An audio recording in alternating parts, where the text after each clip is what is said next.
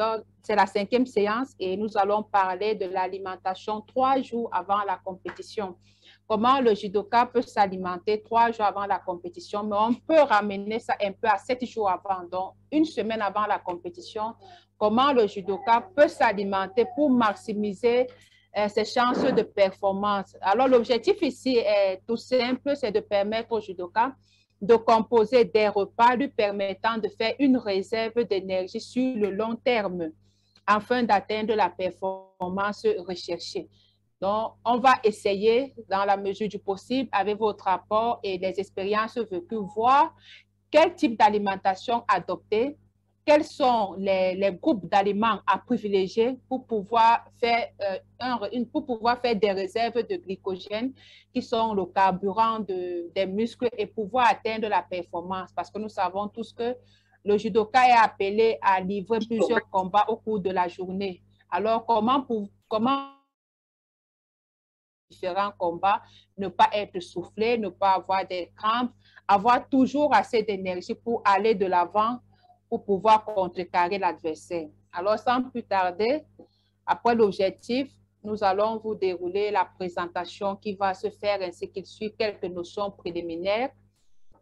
Nous allons voir comment bien gérer son poids avant la compétition, comment manger 3 jours avant une compétition de judo.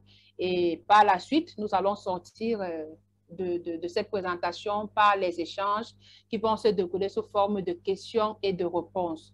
Nous allons également prendre les retours d'expérience des uns et des autres et nécessairement, nous allons finir par un petit cas pratique où tout un chacun va participer ensemble. Nous allons clôturer. Donc, voilà un peu, j'étais la base de notre séance de cet après-midi. Alors, les notions préliminaires. Le judo se caractérise par la répétition d'exercices courts et de haute intensité. Parce que je pense que les combats ne sont pas de longue durée, mais ils sont quand même répétitifs. Les combats peuvent se répéter 3, 4, 5 fois au cours d'une journée. Ce qui va beaucoup solliciter la filière anaérobique. C'est une filière qui fait appel à beaucoup d'énergie et en même temps, votre cardio doit être au top. Parce que si votre respiration, si vos poumons ne répondent pas, vous n'allez pas pouvoir tenir. Alors, l'autre notion est qu'il requiert aussi une bonne vigilance. La vue, vous savez, quand on ne sait pas bien alimenter, c'est facile d'avoir les vertiges, c'est facile d'avoir une vision parfois floue, une vision qui peut être sombre. Donc, comment tenir lors d'une période de compétition, lors d'une période de haute intensité, où votre corps est vraiment performance. Parce que le tout n'est pas de participer à une compétition, mais l'objectif ici étant de gagner. Et pour gagner, il faut vraiment être au top de sa performance plus que son adversaire. Donc, vous devez alors pouvoir vous alimenter d'une manière à ce que votre vigilance soit bonne tout au long des combats. Donc, que vous n'ayez pas de vertiges, que vous ne soyez pas amené à fermer les yeux de temps en temps parce que vous avez vu flou, vous avez vu double. Vous devez avoir une bonne hygiène de vie, justement, et une bonne gestion de votre poids. Et pour bien gérer son poids, pour avoir une bonne hygiène de vie, nécessairement, il faut adopter une bonne alimentation parce que tout cela passe par l'alimentation. Alors, bien gérer son poids avant la compétition. On ne va pas se mettre dans des pratiques assez draconiennes ou dans des situations assez compliquées où on doit à tout prix perdre du poids. Donc, tout au long de l'année ou la moitié de l'année, peut-être pendant 6 mois, on a traîné un surplus de poids, plus 7 kilos, plus 3 kilos, sachant très bien qu'on n'entre pas dans la catégorie de notre poids. Et 2 jours avant ou 3 jours avant la compétition, ou une semaine avant la compétition, on se met à s'alimenter d'une manière qui n'est pas appropriée, peut-être à sauter les repas, à ne plus manger beaucoup. Et du moment où vous arrêtez de vous alimenter normalement, vous partez puiser dans vos réserves. Et quand vous puisez déjà dans vos réserves, vous perdez de l'énergie, vous perdez du carburant. Ça veut dire tout simplement qu'en fait, vous devez avoir consommé peut-être 2000 calories par jour, 3 jours avant la compétition, parce que vous êtes en surpoids et que vous voulez atteindre votre objectif lors de la pesée, vous baissez maintenant votre régime alimentaire, vous baissez le nombre de calories que vous devez consommer. Votre corps va faire quoi? Lui ne va pas baisser, il doit combler ses besoins. Donc, il ira chercher dans vos réserves. Mais le plus important, c'est que ce sont vos réserves qui vous permettent de tenir lors des compétitions. Si vous épuisez maintenant vos réserves avant la compétition, parce que vous voulez à tout prix baisser de 2, 3 ou 6 kilos, vous voyez que vous ne serez plus au top de votre performance. Vous allez vous déshydrater, vous allez affaiblir vos muscles. Et vous allez même à un moment donné affaiblir votre cœur. Parce que quand vous commencez à jeûner, par exemple, ou ceux qui font la grève de la faim, parce que là, vous ne jeûnez même pas, vous faites une grève de la faim, le jeûne s'inscrit vraiment dans un cadre bien précis. Mais quand on décide de ne plus s'alimenter pour les besoins de peser, c'est une grève de la faim tout simplement. Quand on fait une grève de la faim, on se rend compte au moment donné qu'on est essoufflé. Quelqu'un qui a passé 3 jours sans manger ne peut pas avoir le même rythme cardiaque que quelqu'un qui mange régulièrement et normalement. Quand vous êtes sous-alimenté, vous ne pouvez pas produire, votre corps ne produit même pas la même chaleur que quelqu'un qui s'alimente normalement. Donc, vous devez bien gérer votre poids. Et le plus important ici, c'est que vous adoptez une alimentation hypocalorique des mois avant d'arriver à cette semaine avant la compétition pour perdre en douceur sans même vous rendre compte des kilos superflus. Il y a une pratique qui est très simple quand on veut perdre du poids sans même stresser, c'est que vous diminuez, vous arrêtez de grignoter, vous diminuez les féculents dans votre alimentation, vous diminuez de la matière grasse dans votre alimentation, vous arrêtez les boissons gazeuses, vous arrêtez de l'alcool si vous prenez de l'alcool, parce que l'alcool, comme on le dit, l'alcool égale 0 nutriments. Quand vous prenez l'alcool, vous n'apportez rien à votre organisme. Ce n'est tout simplement que les calories. L'alcool est tout simplement calorique, mais en termes de nutriments, on ne va pas dire que l'alcool a les protéines ou les lipides ou les sels minéraux. Non, l'alcool n'a aucune valeur nutritive. Tout ce que ça nous apporte dans l'organisme, ce n'est que des calories.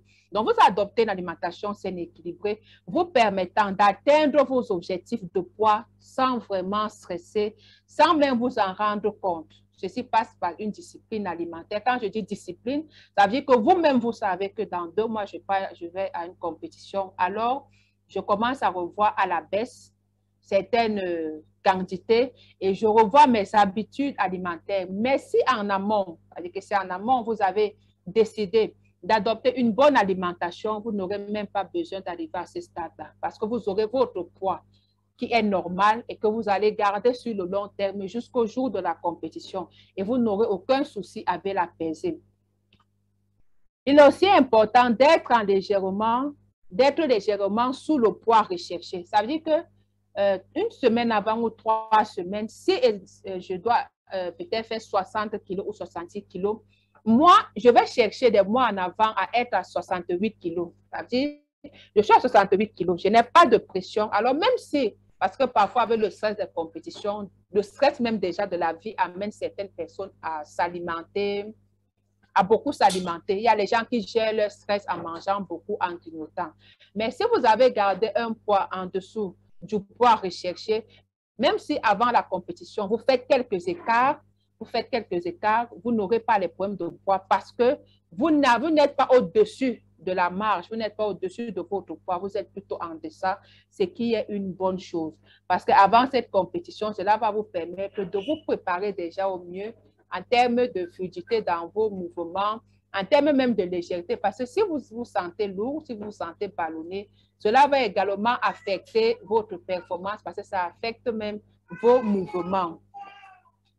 L'autre notion à retenir, c'est qu'avant le début du tournoi, il est possible de suivre aussi, et même important, un régime hyperglucidique afin d'optimiser vos réserves en glycogène et votre état d'hydratation sans risque de dépasser votre poids limite.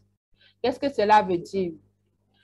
Ça veut dire tout simplement que avant la compétition, une semaine avant la compétition, vous devez passer à une alimentation qui est riche en glucides. Parce que les glucides vont vous apporter assez d'énergie, surtout les glucides indice glycémique bas, vont vous apporter de l'énergie que vous allez stocker, vous allez stocker à long terme. Et le moment où maintenant vous êtes en compétition, parce qu'en compétition, entre les combats, vous n'allez pas prendre les repas lourds. Excusez-moi. Vous n'allez pas prendre les repas lourds. Et quand vous ne prenez pas ces repas lourds, votre corps qui a emmagasiné assez d'énergie ira toujours puiser dans les réserves, vous permettant de tenir durant les différents combats. Alors, bien manger avant une compétition, bien manger 3 jours avant une compétition. Qu'est-ce que cela signifie tout simplement? Cela signifie adopter une alimentation hyperglycémique, comme je le disais, 3 jours avant une compétition et bien vous hydrater. Vous devez beaucoup vous hydrater. De l'eau plate, tout simplement, mais de l'eau aussi qui est composée. Il y a des boissons que vous devez prendre pour pouvoir apporter toujours à votre organisme assez d'énergie pour pouvoir stocker. Parce que quand vous buvez de l'eau et que cette eau-là contient certaines substances qui vous permettent d'avoir aussi de l'énergie, cette eau-là va vous permettre au même moment de vous hydrater, mais en même temps à votre organisme de stocker une certaine énergie qui va vous aider pour plus tard. Alors, tous vos repas devront contenir une source de glucides, tout en privilégiant à ce moment les féculents. Tout le monde sait ce qu'on appelle féculents à notre niveau ici. Donc, ça peut être du plantain, ça peut être du macabo, ça peut être du couscous même qui n'est pas mauvais, ça peut être des ignames, tout ce qu'on connaît comme féculents. Vos repas devront en contenir. Les féculents sont assez lourds. Je le dis toujours, vous ne vous empiffrez pas, mais vous mangez en fonction de vos besoins. Et ces féculents-là, une fois dans votre organisme, vont créer de l'énergie et cette énergie sera stockée. Vous remarquez que les gens qui veulent perdre du poids ne mangent pas les féculents parce que les calories, l'énergie apportée par les féculents ne s'élimine pas facilement dans l'organisme en dehors d'adopter vraiment une activité assez intense, une activité physique intense pour pouvoir les éliminer rapidement. Mais quand vous êtes une personne qui est sédentaire, on va éviter de consommer trop de féculents parce qu'on ne va pas éliminer rapidement ces calories qui vont stocker. Et quand on a assez d'énergie dans l'organisme, on ne le dépense pas, ça devient des calories. Et voilà comment le poids aussi va s'installer. Donc, 3 jours avant, on va commencer à faire ces différentes réserves pour pouvoir être top le moment venu. Donc, on va éliminer des glucides à indice glycémique très élevé qui vont nous apporter rapidement de l'énergie et dont l'énergie va aussi décroître très rapidement.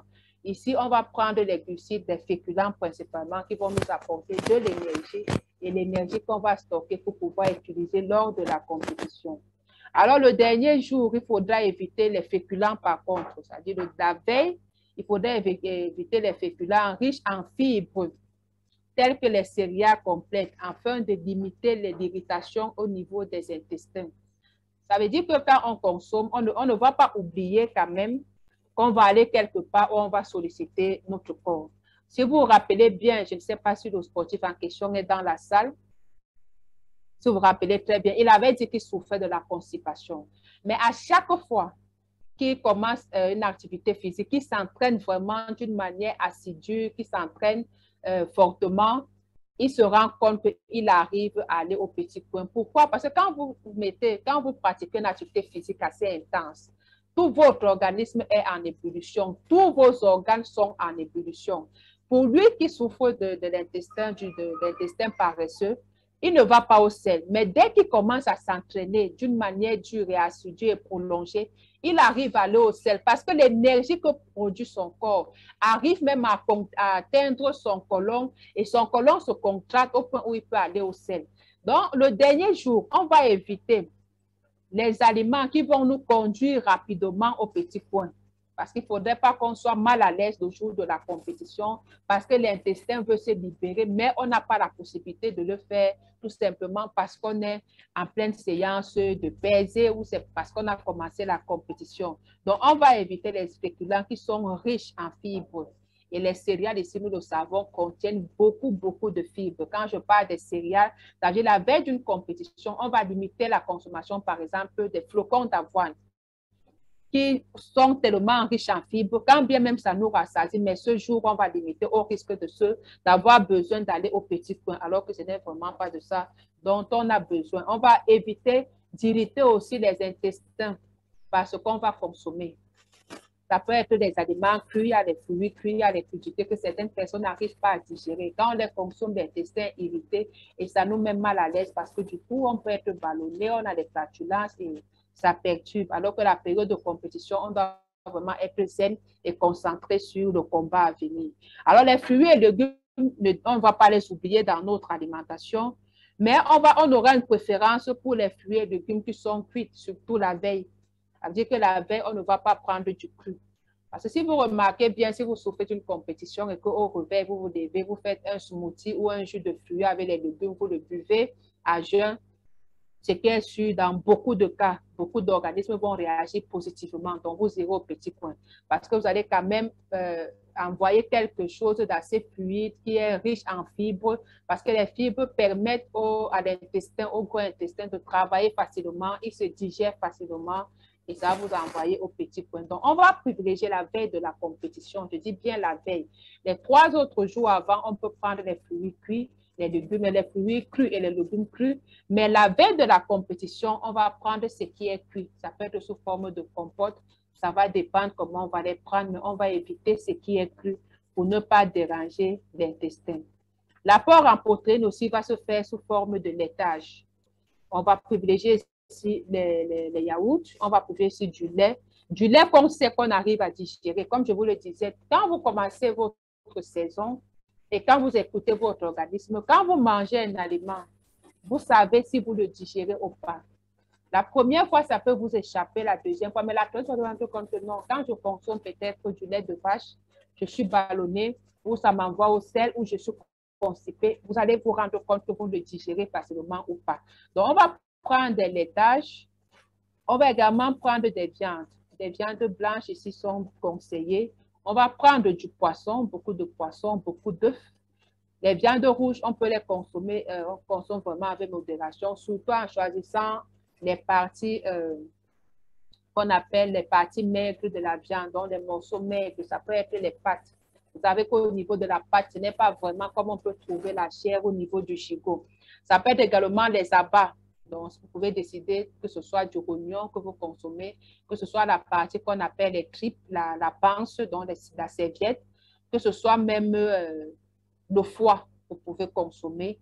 Mais vous allez prendre les parties qui ne sont pas assez grasses de la viande. Ça peut aussi être la tête. La tête n'a pas assez La tête contient les parties maigres de la viande. Donc, voilà un peu comment vous devez vous alimenter cette période de la compétition. Vous n'allez pas supprimer aucun groupe d'aliments, mais vous allez manger d'une manière intelligente. Tous les groupes d'aliments doivent être présents dans votre repas 3 jours avant la compétition. Vous pouvez même commencer une semaine avant la compétition si vous avez les moyens. Donc, vous maximisez vraiment, vous pouvez investir d'une manière financière parce que c'est ça aussi quand on recherche la performance, on va investir d'une manière physique, intellectuelle, mais le côté financier aussi doit intervenir.